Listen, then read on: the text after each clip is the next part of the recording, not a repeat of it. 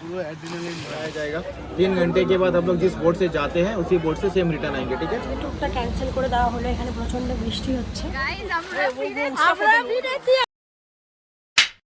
Hello, good morning everyone. আজকে হচ্ছে আমাদের আন্দামানের তৃতীয় দিন। সকালবেলা খুব তাড়াতাড়ি আমরা ঘুম থেকে উঠে পড়েছি, কারণ আজকে আমরা যাব হচ্ছে স্কুবা ডাইভিং করতে। আমাদের 7:30টার দিকে স্লট রয়েছে, তো এখন বাজে 7টা। ফটাফট ব্রেকফাস্টটা করে নেব। আর আমাদের একদম হোটেলের খুব কাছেই স্কুবা ডাইভিংয়ের যে সেন্টার সেটা, তো তার জন্য বেশি টাইম লাগবে না। চলো ফটাফট ব্রেকফাস্টটা করে নিই। গাড়িও চলে এসেছে আমাদেরকে পিক আপ করতে।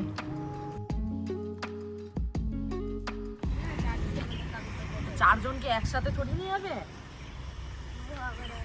কিছু নাম লেখা আছে, ইনি করবে না গাইস, ইনি শুধু এসে দেখার জন্য।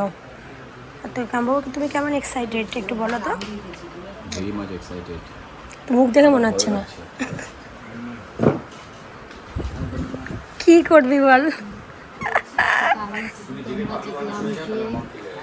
পরবর্তীকালে দেখতে না পাও ভেবে নিও আমি স্কুবা ডাইভে শেষ। এরপরে আমাদেরকে এখান থেকে ড্রেস দেওয়া হলো। এই ড্রেসগুলো পরে আমাদেরকে ডাইভিংয়ে যেতে হবে, বাইরের ড্রেস কিন্তু অ্যালাউ নয়। গাইস, আমরা রেডি। ইয়েস। বাচ্চাটাকে কোলে নিয়ে বসতে বলো। বাচ্চাটা কোলে নিয়ে বসো। এখানে বাচ্চাটা কোলে নিয়ে বসো। হাই জিনু, এদিকে আয়, মাঝখানে চলে যা। বাবুকে কোলে নিয়ে নে। গাইস, আমরা যাচ্ছি এখন। ওখানে বস, ওখানে কোলের মধ্যে বস। ভয় যে লাগছে আমার, আমি কি বলবো ভাই। স্কুবা ডাইভিং অ্যাকচুয়ালি দু ধরনের হয়, একটা হচ্ছে শোর ডাইভ আর একটা হচ্ছে ডিপ ডাইভ। তো ডিপ ডাইভ যেটা, সেটা হচ্ছে 12 ফিট ভেতরে গিয়ে তোমাদেরকে কোরালসটা দেখানো হয়, তো সেটাই আমরা নিয়েছিলাম। আমরা এখন চলে এসেছি আমাদের ট্রেনিং পয়েন্টে। এখানে আমাদেরকে 15 মিনিট ট্রেনিং করানো হবে, তারপরে বোটে করে নিয়ে যাওয়া হবে ডিপ সিতে। এটাতে করে গেছিলাম গাইস, আমাদের ডাইভ কমপ্লিট। ওই দেখি দেখি গাইস, আমরা ফিরেছি, আমরা স্কুবা করে চলে এসেছি। ব্লগে না, ব্লগে। ও, এই বোটে করে গেছিলাম, এই বোটে করে। আবার এই যে একে দেখো, এইদিকে দেখাও দাদা, এই দেখাও দেখাও, আমাকে নিয়ে গেছিল। এক্সপেরিয়েন্স মানে কি বলবো। পাতলা বেলা। যাই হোক, আমি ফুটেজ অ্যাড করে দেবো। এখানে আমাদেরকে হচ্ছে ভিডিও করে দিয়েছে ভেতরে। তো যাওয়ার সময় কি ভয় পাচ্ছিলাম, ভয়ের ছোট আমি কোনো ফুটেজ নেইনি, ভিডিও নেইনি। তো এখন তো ঠিক আছে সব কিছু। ইনি হচ্ছেন আমাদের ভিডিওগ্রাফার দাদা, যিনি আন্ডার ওয়াটারে আমাদের ভিডিওগুলো রেকর্ড করেছে।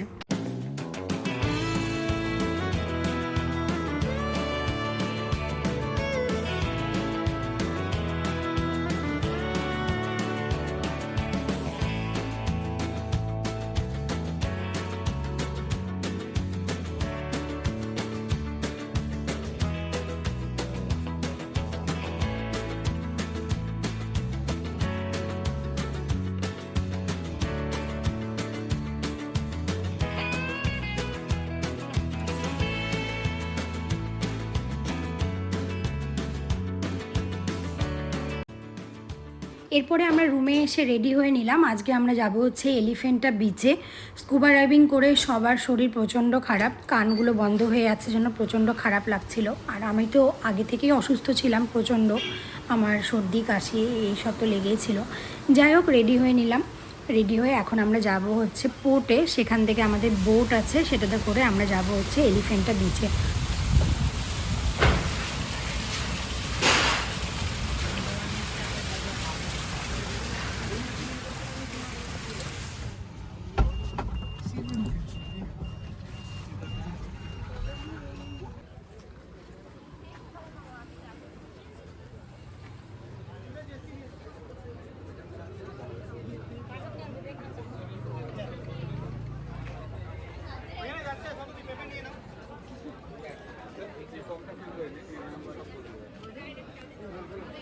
में आपको 3 राउंड्स देंगे। सामने आप बैठेंगे, आपके पीछे हमारा गाइड रहेगा।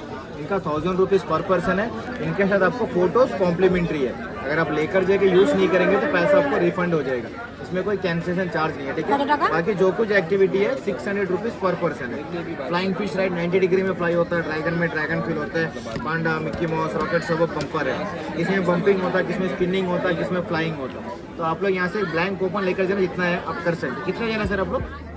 আমরা এখন আছি পোর্টে। এখান থেকে কিন্তু এলিফ্যান্টা বিচে যাওয়ার বোটগুলো ছাড়ে এক এক করে, তো এখানে নাম্বার ওয়াইজ যেতে হয়। তো আমরা যখন এখানে এসেছিলাম তখন প্রচণ্ড রোদ ছিল, আর হঠাৎ করে দেখছি আকাশটা পুরো অন্ধকার হয়ে যাচ্ছে। মনে মনে একটু ভয় পাচ্ছিলাম যে হয়তো ট্যুরটা ক্যান্সেল হলেও হতে পারে। আন্দামানের ওয়েদারের কোনো গ্যারেন্টি নেই, যখন তখন বৃষ্টি হতে পারে, যখন তখন রোদ উঠতে পারে। তো আমি ওখান থেকে জেনেছি এটাই, যে এখানকার ওয়েদারগুলো এরকম টাইপেরই হয় যেহেতু ট্রপিক্যাল এরিয়া। তো দেখো আকাশের কি অবস্থা।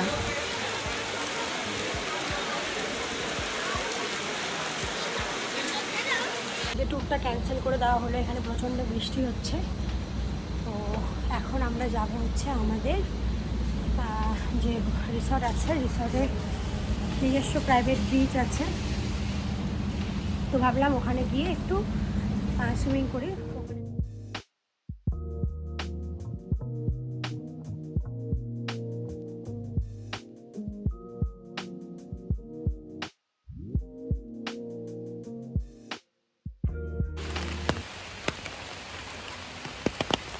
স্নান করে চলে আসলাম, পুরো বৃষ্টি হচ্ছিল, সেই মজা হলো। দুপুরে লাঞ্চ করে আমরা ঘুমিয়ে পড়েছিলাম, সবার শরীর এতটাই টায়ার্ড ছিল, একদম ঘুম ভেঙেছে রাত্রিবেলা। তো এটা হচ্ছে আমাদের ডিনার। আমরা আমাদের হোটেলেই ডিনারটা করে নিয়েছিলাম, তারপরে ডিনার করে বাইরে একটু বেরিয়েছিলাম হাঁটাহাঁটি করার জন্য। আরে ব্লগগুলো তো দেওয়ারই মতন না রে, এমন গল্প করিস তোরা। হ্যাঁ, আমি ভাবছি এবার করবো না, ভয়েস ওভার দিব না, এবার এমনি ভ্লগ বানাবো। বাপরে, এগুলা কথা দেওয়া যাবে মানুষকে? ওখানে বিপ করে দিয়ে বলি আমরা এমন এমন কথা বলছিলাম না, ওটা ব্লগে দেওয়ার মতো। গুড মর্নিং এভরিওয়ান, আজকে হচ্ছে আমাদের ডে 4। তো এখন আমরা সকালবেলা উঠে যাচ্ছি হচ্ছে কালাপাত্থার বিচ। কালকে তো এলিফ্যান্টা বিচ বন্ধ ছিল, সেটা ঘোরা হয়নি, আর তার জন্য আমরা আজকে সকালবেলা উঠেই যাচ্ছি হচ্ছে কালাপাত্থার বিচে। তো আমরা গাড়িও চলে এসেছি, সবাই রেডি হয়ে গেছে, সানরাইজও হয়ে গেছে। আমি দেখলাম আমাদের প্রপার্টি থেকে দেখা যাচ্ছিলো সানরাইজটা, সেটা দেখে নিয়ে এখন আমরা সবাই মিলে যাচ্ছি। চলো তোমাদেরকে গিয়ে দেখাচ্ছি কালাপাত্থার বিচটা কেমন।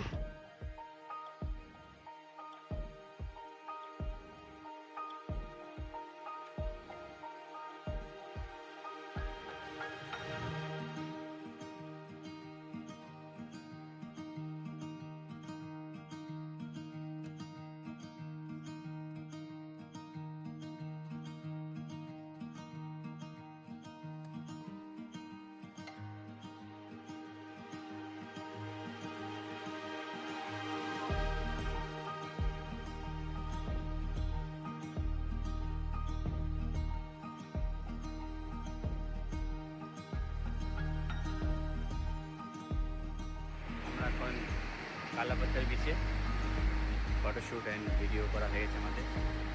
জাস্ট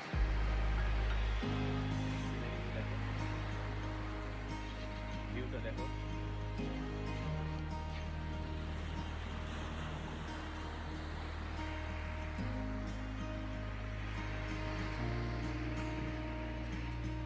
কালাপাত্থার বিচ থেকে আমরা হোটেলে এসে ব্রেকফাস্টটা করে নিয়েছিলাম, কারণ আজকে আমাদেরকে চেক আউট করে চলে যেতে হবে নীল আইল্যান্ডে। তো আমাদের দুদিনের স্টে ছিল স্যান্ডি ওয়েভসে। অসাধারণ প্রপার্টি, অসাধারণ এখানকার ব্রেকফাস্টের আইটেম, তোমাদেরকে দেখাচ্ছি পুরোটাই। তো এখানকার মানুষেরা বেশিরভাগ সাউথ ইন্ডিয়ান ফুডগুলোই খায়, তার জন্য এখানে বেশিরভাগ আইটেম তোমরা কিন্তু সাউথ ইন্ডিয়ান টাইপেরই দেখতে পারবে।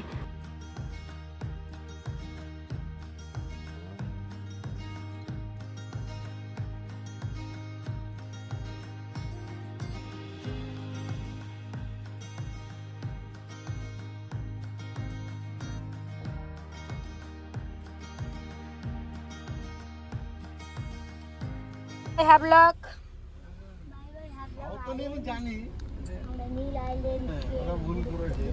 তোমরা ভাবলা তোমরা মাসাজ করাতে গেছো, তখন আমরা হাক্কা নুডলস খেয়েছি।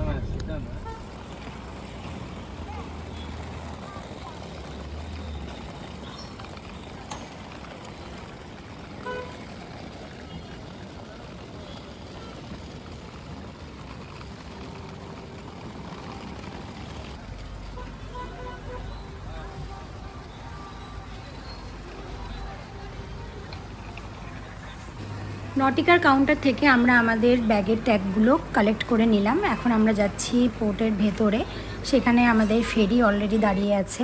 তো নটিকার ফেরিতে যা দেখলাম আমরা, একদম অন টাইম থাকে আর পৌঁছবেও একদম অন টাইমে। তো কোনো প্রবলেম হয়নি, এত স্মুথ জার্নি নটিকার, মানে ভীষণ ভালো। তোমরা যদি যাও ম্যাক্রুজ, নটিকা এগুলো যদি বুক করো তাহলে দেখতে পারবে এদের সার্ভিস কীরকম।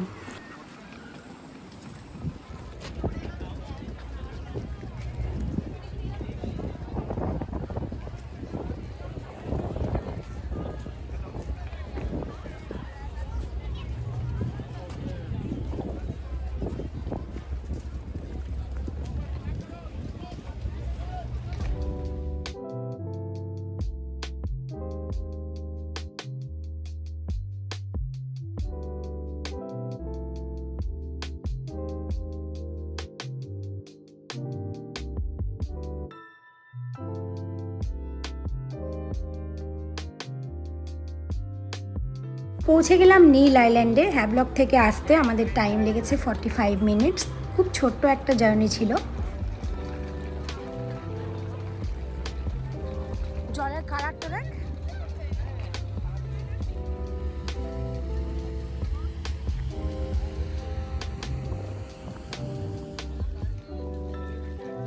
পোর্ট থেকে বাইরে বেরিয়ে এসেই দেখছি আমাদের এজেন্ট চলে এসেছে আমাদেরকে নেওয়ার জন্য। এখন আমরা যাচ্ছি আমাদের নীল আইল্যান্ডের হোটেলে।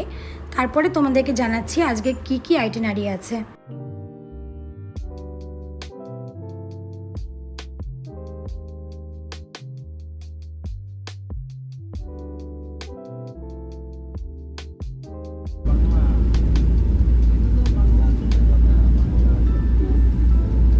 सर आप लोग का रिटर्न कब का रहेगा? कितने बजे का होगा सर? देखना पड़ेगा। और यहाँ पे घूमने के लिए 3 पॉइंट है। एक है भरतपुर बीच जहाँ पे वाटर स्पोर्ट्स होता है, और एक है नेचुरल बीच बोलता है जहाँ पे डेथ कोरल से ब्रिज जैसा बना है, पूरा कोरल का रहेगा। और एक है लक्ष्मणपुर वन जो है सनसेट पॉइंट, वो आपके होटल के पास में ही है, आपको वहीं से। পৌঁছে গেলাম আমাদের নীল আইল্যান্ডের হোটেলে, পার্ল পার্ক বিচ রিসর্ট। ভীষণ সুন্দর একটি প্রপার্টি, তোমাদেরকে পুরো প্রপার্টিটা আমি আজকে ঘুরে দেখাবো। आपका जितना जल्दी रेडी होगी कॉल कर दीजिएगा।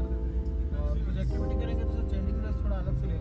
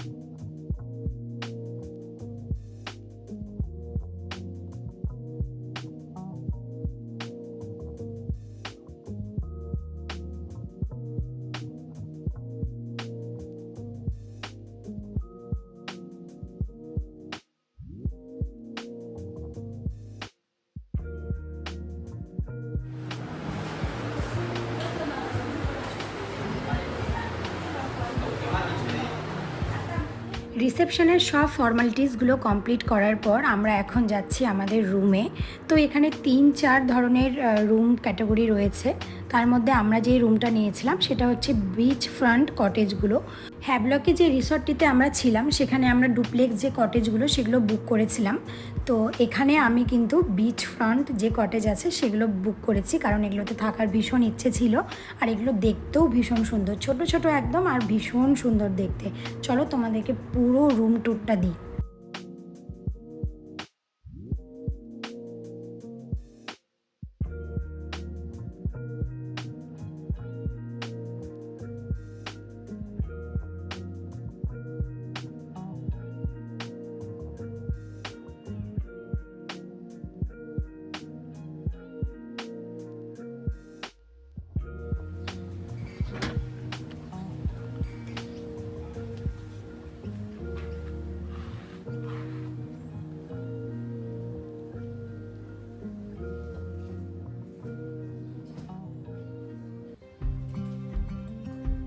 কটেজগুলো বাইরে থেকে দেখতে ছোট হলেও কিন্তু ভেতরে রুমগুলো অনেকটাই বড় আর অনেকটাই জায়গা আছে ভেতরে।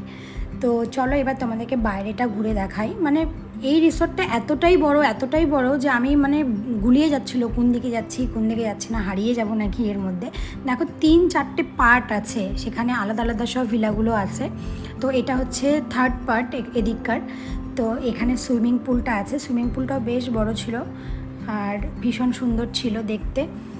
এই কটেজগুলোও খুব ভালো লাগছিল, কিন্তু এগুলোতে হচ্ছে তোমার বিচ ভিউ পাওয়া যাবে না। আর আমরা যে কটেজগুলো বুক করেছিলাম সেগুলো একদম কিন্তু বিচ ফ্রন্ট ভিউ ছিল। এই যে দেখো তোমাদেরকে নিয়ে যাচ্ছি এখন আমাদের একদম রুমের বাইরে, একটু 2 মিনিট হাঁটলেই একদম সামনে পুরো লক্ষ্মণপুর বিচ। প্রথমে আমরা জানতাম না এটা লক্ষ্মণপুর বিচ, পরে আমরা জানতে পেরেছি যে এটাই লক্ষ্মণপুর বিচ। আর লক্ষ্মণপুর বিচের যে সুইমিং এরিয়াটা যেখানে তোমরা বিচ অ্যাক্সেস করতে পারবে, তো সেটা এই রাইট সাইড দিয়ে গেলেই কিন্তু 1 মিনিটের মধ্যেই তোমরা পৌঁছে যাবে লক্ষ্মণপুর বিচে।